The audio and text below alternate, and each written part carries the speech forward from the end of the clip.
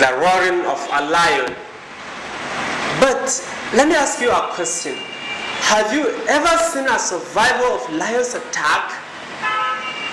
Recently, a lion escaped from its cage in Kano Zoo, and we interviewed a person that claimed to have survived from the angry lion's attack.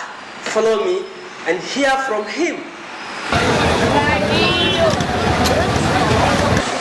To malam za ka iya gaya masu sauraro ko kuma in ce masu kallo sunanka? To ni sunana Ɗanladi mai bulala.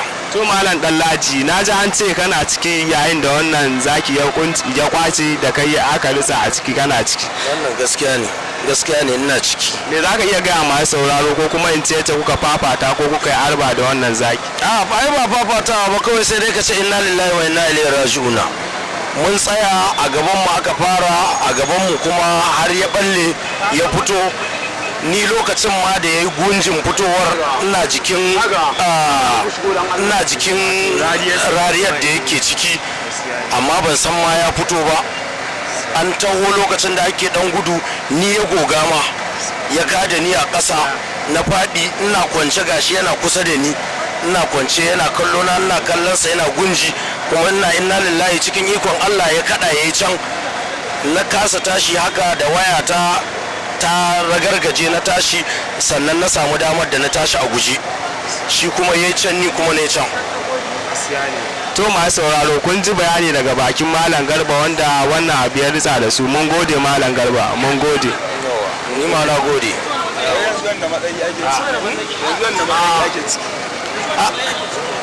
Yanzu matsayin da ake ciki har yanzu ana nan ana kokarin fito da shi. Already tunda an yi nasara, an san a inda yake yanzu, so ana nan an kewaye wajen, ana kokarin yadda za a yi a kama shi a mai da shi cikin gidansa. Wannan shine matsayin da ake. Mun gode Malam Garba, mun gode. Masu kallo kai tsaye kuna kallo na ne tare da wanda suka haɗu da shi da wannan zakin, tun da shi wannan zakin ma dan ji mai ciwo kaɗan. Malam me sunanka? Sunana Garba Bashir. To Malam Garba Bashir, an ce tare zakin nan a gaban ku ya kwace ko kuma in ce ku kai kokarin bin sama dan ku wannan dinsa? To inna lillahi wa inna ilaihi raji'una, inna lillahi wa inna ilaihi raji'una. Jiya rana ce wacce ba ta daɗi a gare mu da ma jihar Kano baki ɗaya, saboda iya kokari ma'aikatan gidan zo sun yi na da suka dinga sako da wayannan namun daji, kuma hakikanin gaskiya suna da bukatar kayan aiki, domin a gabana aka fara, a gabana kuma aka gama.